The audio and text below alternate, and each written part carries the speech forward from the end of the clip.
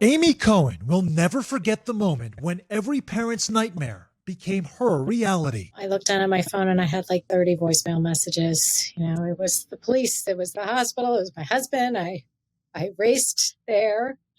Her 12-year-old son, Sammy, hit by a multi-ton SUV on his way to soccer practice. The child's body cannot withstand being crushed by a van. And he held on for 5 hours but did not make it.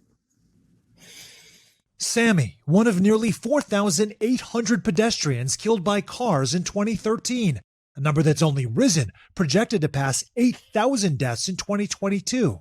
That's the highest in 4 decades, an 88% spike since 2010. So what's behind the surge?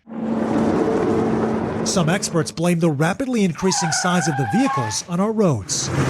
4 to 5 new vehicles sold or leased in the U.S. in the past couple of years have been SUVs or pickup trucks or vans rather than cars. And the difference between a pedestrian being struck by a sedan versus the high, blunt hood of an SUV or pickup truck could be the difference between a broken leg and a fatal head or neck injury, as deaths from SUVs rise faster than smaller cars. I find that just a 10-centimeter increase in the front end height of a vehicle leads to about a 22% increase in the likelihood that the pedestrian dies.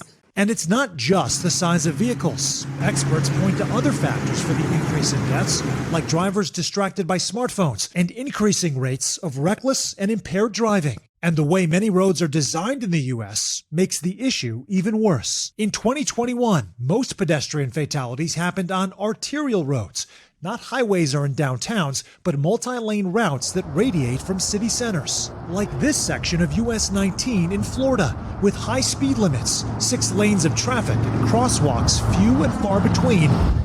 It's a prime example of a street designed without pedestrians in mind. The outcome has been lethal. Between 2017 and 2022, nearly 50 pedestrians lost their lives here, one of the most dangerous stretches of road in the country. And there are dozens of deadly hotspots just like US 19 all across the U.S. Roadway safety is an issue that resonates in all parts of the country. Polly Trottenberg helped New York City bring down traffic deaths with its Vision Zero program, launched in 2014. Now, as Deputy Secretary of Transportation under Pete Buttigieg, she's working to expand it nationwide, attacking the problem from multiple angles. We're focusing on vehicle design, roadway design, speed reduction, driver behaviors, and how we can better take care of people once they've been in a crash. The most recent numbers have been encouraging, as early estimates show that pedestrian deaths fell 4% in the first half of 2023. But for Amy Cohen, the country still has a lot of catching up to do. We are nearly 5 times as dangerous as 28 other nations of our peers. And it doesn't have to be this way. It does not have to be a deadly act to walk, to bike, to drive, to get around.